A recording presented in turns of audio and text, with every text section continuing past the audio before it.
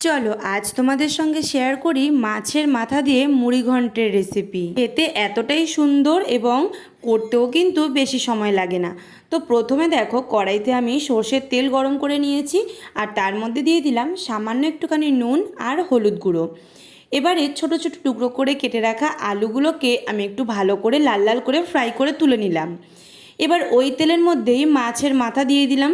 মাছের মাথাটা কিন্তু ধুয়ে পরিষ্কার করে নুন আর হলুদ মাখিয়ে রেখেছিলাম। এটা কিন্তু নর্মাল রুই বা কাতলা মাছের মাথা দিলেই হবে, এরকম কোনো ব্যাপার নেই যে এই মাছের মাথা দিয়েই করতে হবে, তবে রুই মাছের মাথা দিয়ে হলে বেশি ভালো হয়। তো মাছের মাথাটাকে একটু লাল লাল করে কড়া করে ভেজে তুলে নিয়েছি। এবার আরও বেশ কিছুটা পরিমাণ তেল অ্যাড করে দিয়েছি আর তার মধ্যে ফোড়ন দিয়ে দিলাম তেজপাতা, শুকনো লঙ্কা আর গোটা জিরে। এবার ফোড়নটাকে বেশ কিছুক্ষণ নাড়াচাড়া করার পরে যখন একটা সুন্দর গন্ধ বেরোতে শুরু করবে, তখন এতে অ্যাড করে দিলাম ছোট ছোট করে কুচিয়ে রাখা পেঁয়াজ। একটা মাঝারি সাইজের পেঁয়াজ আমি এতে ব্যবহার করছি। পেঁয়াজটা একটু নাড়াচাড়া করার পরে যখন পেঁয়াজটা নরম হয়ে আসবে, তখন আমি অ্যাড করে দিচ্ছি একটা টমেটো কুচোনো আর কাঁচা লঙ্কা কুচোনো। টমেটো এবং কাঁচা লঙ্কাটা পেঁয়াজের সঙ্গে বেশ কিছুক্ষণ ফ্রাই করে নেব। টমেটোটা যখন একটু নরম হয়ে আসবে, তখন এতে দিয়ে দিলাম 1 চামচ আদা রসুন বাটা, একসঙ্গে মিশিয়ে নেব। আর তারপরে ওতে দিয়ে দেবো যাবতীয় যে সমস্ত মশলা আর কি আমাদের লাগে, নুন, হলুদ গুঁড়ো, জিরের গুঁড়ো, ধনে গুঁড়ো, লঙ্কার গুঁড়ো, এই সমস্ত মশলাগুলো দিয়ে একটুখানি নাড়িয়ে চাড়িয়ে অল্প কিছুটা পরিমাণ জল দিয়ে দেব। আমরা নর্মালি যেরকমভাবে মশলাটা কষাই বেশ অনেকক্ষণ ধরে, আর যতক্ষণ না পর্যন্ত তেল ছেড়ে আসছে, তারপরে আমি এতে অ্যাড করে দিচ্ছি ভেজে রাখা ছোট ছোট টুকরো করে রাখা যে আলুটা আমি ভেজে রেখেছিলাম সেটা অ্যাড করে দিলাম। আলুটা তো খুব বেশি সেদ্ধ তো তখন হয়নি, বেশ কিছুটা ভেজে রেখেছিলাম, অর্ধেকের বেশিটা সেদ্ধ হয়েছিল, আর বাদবাকিটা ভালো মতো সেদ্ধ হওয়ার জন্য এই মশলার সঙ্গেই দিয়ে দিতে হবে। তো দেখো মশলাটা ভালো করে কষে গেছে।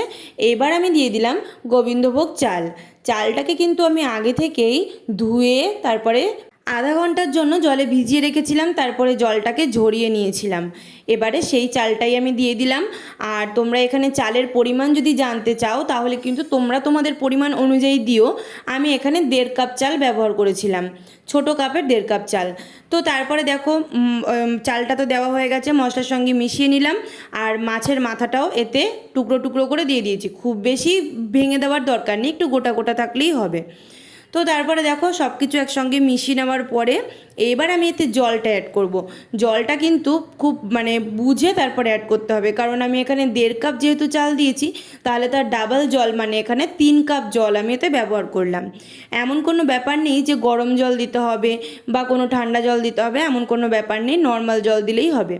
তো এবার ঢেকে ঢেকে বেশ কিছুক্ষণ, যেরকমভাবে পোলাও আমরা রান্না করি ওই রকমভাবে চালটা সেদ্ধ হয়ে যাওয়া পর্যন্ত এরকমভাবে ঢেকে ঢেকে রান্নাটা করে নিতে হবে।